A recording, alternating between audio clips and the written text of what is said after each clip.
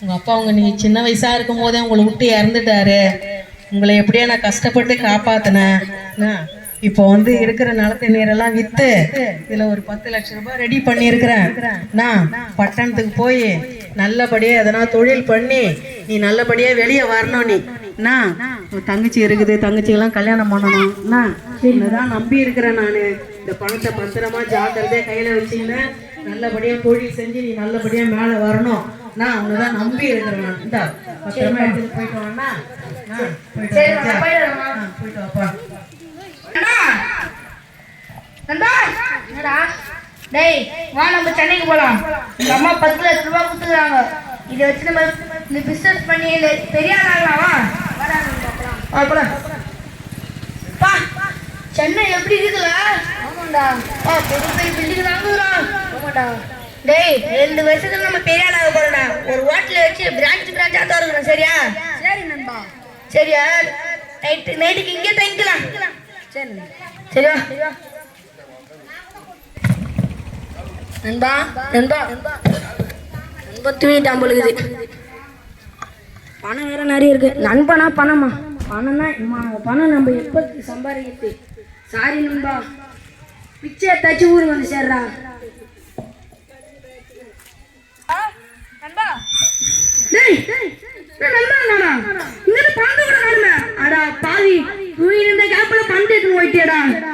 என்ன பண்றது? ஐயோ மா, ரொம்ப வேற பசிக்குது. அம்மா மா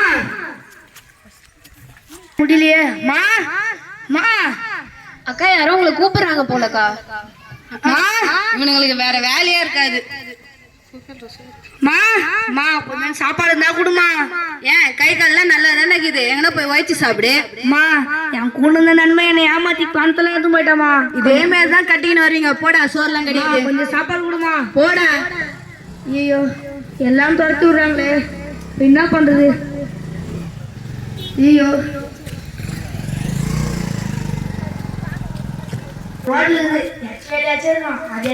சாப்பிடலாம். உங்க வாரத்துக்கு முன்னாடி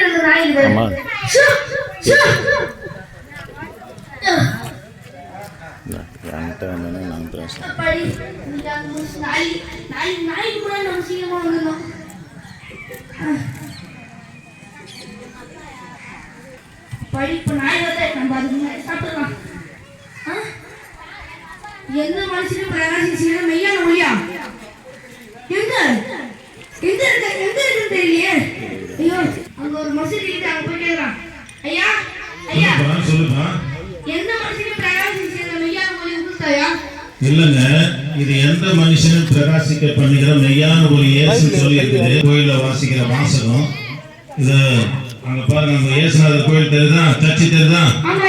அந்த இடத்துல போய் கேளுங்க, எந்த மனுஷனும் பிரகாசிக்க பண்ணுகிற மெய்யான ஒரு இயேசு என்று அவங்க வச்சிருக்கிற பைபிள்ல தான் சொல்லப்பட்டிருக்கு. மசூதியுடைய வாசகம் எல்லாம் போய் பாத்துக்கிறீங்களா? சரி, பாத்துக்கோங்க. ஐயா, எந்த மனுஷனும் பிரகாசிக்கிற மெய்யான ஒளி இயேசு உங்களுதாயா? ஆமா ஆமா ஆமா, எங்களுது இல்ல, எல்லாருக்கும் தேவை.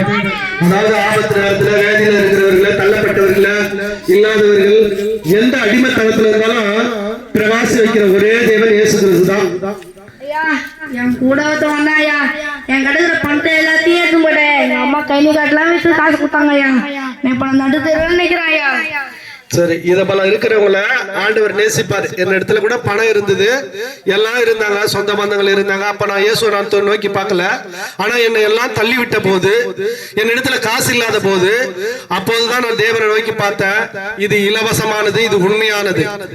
தேவன் ஏசப்பா என் பாவங்களை மன்னினா, அவர் நம்ம பாவங்களை மன்னித்து எந்த அடிமைத்தனத்துல இருந்தாலும், குடிபோதை அடிமையா இருக்கட்டும், என்ன சொல்ல முடியாத ரகசிய பாவமா இருக்கட்டும், எதுவா இருந்தாலும் விடுவிக்கிற ஒரே தேவன், திரும்பவும் நம்மளை பிரகாசி வைக்கிற ஒரே தேவன் இயேசு கிறிஸ்து மாத்திரம்தான்.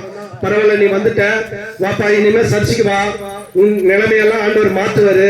நீ என்னெல்லாம் நீ இழந்து போனியோ அதையெல்லாம் மீண்டுமா ஆண்டவர் உனக்கு தந்து மீண்டும் உன்னை பிரகாசிக்க வைப்பாரு. இதை போல அநேக பிள்ளைகளுக்கு நீ சாட்சி சொல்லுவ. தேவாலயம் இருக்குது, தேவாலயத்துல வந்து கூட ஏதாச்சும் ஒரு வேலை செய்யுங்க, பெருக்க பாய் போட, நீ தேவாலயத்துக்கு வாப்பா, உன்னை ஆண்டவர் வழி நடத்துவாரு. இனியும் பயப்படாத, கர்த்தர் உன்னை ஆசீர்வதிப்பார். 5 வருஷத்துக்கு பிற்பாடு கத்தருக்கு ஸ்தோத்திரம். நான் இப்போ ஒரு சாட்சி சொல்றேன்னா அதுக்கு ஒரு ஊழியக்காரர் தான் காரணம். எங்கள் அம்மா கைனிகளெல்லாம் விற்று காசு போட்டு அமிச்சாங்க.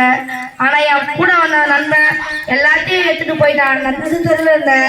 கட்சியில் வந்து ஒரு எச்சலியெல்லாம் சாப்பிட்டுருந்தேன். அப்போ தான் பார்த்தேன் எந்த மனுஷனையும் பிரகாசம் செய்யாத மெய்யான ஒளி இயேசு பார்த்தேன். முதல்ல மசூதி கட்ட போனேன், அங்கே இல்லைன்னு சொன்னாங்க. அதுக்கப்புறம் ஒரு ஊழியக்காரை பார்த்தேன்.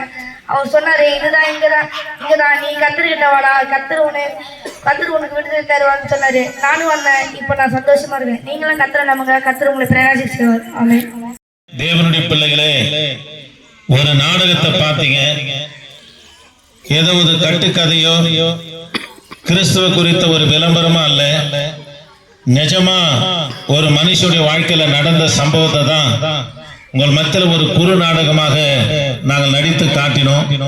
பிள்ளைங்களும் அது சரியா செய்தாங்க. ஐநாவரத்தில் நடந்த ஒரு சம்பவம். தெற்கத்தி சைட்ல இருந்து நிலபலனை வைத்து ஒரு 10 லட்சம் ரூபாய் எடுத்துன்னு வந்தார். சென்னைக்கு வந்து பெரிய ஆள் ஆகலாம், கூட பிறந்த அக்கா தங்கச்சி கல்யாணம் பண்ணி வைக்கலாம் அப்படின்னு சொல்லி வந்தாரு. கூட இருக்கிற துன்மார்க்கமான நண்பர்கள் எல்லாம் அந்த பணம் செலவாகிற வரைக்கும் அவரோடு கூட இருந்தாங்க. குடிச்சாங்க, கும்மாலம் போட்டாங்க. பணமெல்லாம் கல்யாணம் ஒண்ணு திரும்பி பார்க்கிறாரு, ஒருத்தர் அவர் இடத்துல இல்லை. ஒருவேளை பசிக்கு கூட அவர் ஆற்றுவதற்கு கூட இருந்த நண்பர்கள் எல்லாம் போயிட்டாங்க. ஏன்னா பணம் இருக்கிற வரைக்கும் தான் சொந்தமா இருக்கட்டும் உறவா இருக்கட்டும் எல்லாரும் போன பிற்பாடு பசிக்கு வழி இல்லாம சாப்பாட்டுக்கு வழி இல்லாம இவர் போயிட்டு ஒரு ஹோட்டல் பின்னாடி போயிட்டு நிஜமா நடந்த சம்பவம். அங்க அந்த ஹோட்டல சாப்பிட்டு பின்னாடி கொண்டு வந்து போடுகிற அந்த எச்ச இலையை எடுத்து 4 நாய்ங்க சாப்பிடும். அதுல ஒரு மனுஷனா உட்காந்து 4 இலையில இருக்கிற சாப்பாட்டை ஒரு இலையில வயிற்று வச்சு அந்த எச்ச சோறு சாப்பிட்டு இருந்தார். ஒரு நாள் இது தொடர்ந்து மாசம் கணக்கில் இது நீடித்து கொண்டே இருந்தது. ஒரு நாள் இது போல அந்த ஹோட்டல சாப்பிட்டு இருக்கும்போது, அந்த ஹோட்டல் வெளியே சாப்பிட்டு இருக்கும்போது ஒரு வாசகம் ஒன்று இருந்தது. எந்த மனுஷனும் பிரகாசிக்க பண்ணுகிற மெய்யான ஒளி இயேசு என்று இருக்கிற வாசகத்தை பார்த்தார். இஸ்லாமியர் கோயிலுக்கு வாழ்ந்தார். ஐயா, என் வாழ்க்கை எப்படி இருக்குது, சூன்யமா இருக்குது, என் வாழ்க்கையை பிரகாசிக்க பண்ண முடியுமா என்று கேட்ட உடனே அதுக்கு அவர் சொன்னாரு, இது எங்களுடைய வாசகம் இல்ல, இயேசுநாதர் சர்ச்சில் இருக்கிற வாசகம். நீங்க அவங்களை போய் கேளுங்கன்னு சொன்னோன்னே பொர்ஷவகத்தில் இருக்கிற ஏசிய சபை பாஸ்டர் சாம் சுந்தரம் ஐயா இருக்கிற ஓனர் அந்த மனுஷன், ஐயா இது போல எல்லாவற்றையும் எழுந்து நடுத்தருல நாதி அற்றவனா இருக்கிற எனக்கு என் வாழ்க்கையை கர்த்தர் பிரகாசிக்க பண்ணுவாரா என்று கேட்டபோது அதுக்கு அவர் சொன்னாரு, தம்பி இது எங்களுடைய வாசகம் தான்.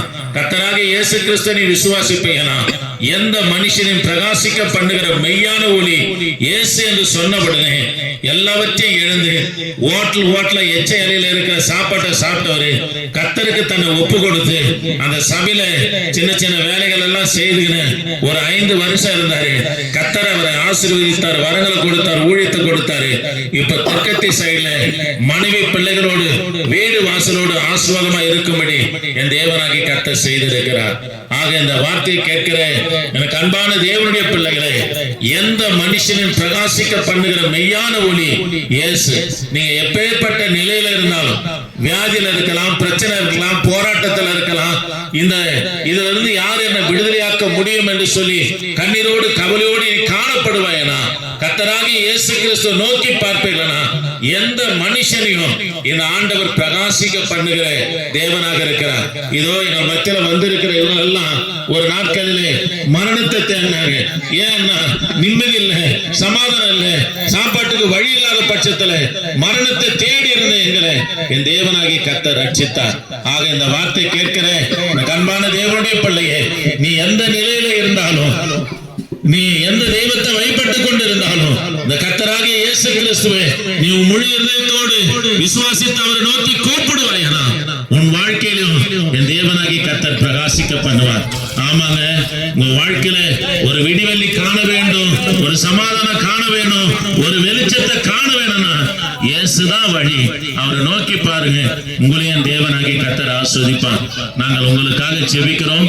ஆண்டவரே, இந்த வார்த்தை கேட்டதானே இந்த கிராமத்துல இருக்கிற ஒவ்வொரு பிள்ளைகளுக்காக ஜெபிக்கிறையா, கர்த்தர் நீங்க ஆசீர்வதிங்க, வாய் நடத்துங்க ஐயா. இயேசு நாமத்தில் ஜெபிக்க நல்ல பிதாவே, ஆமென். Praise the Lord.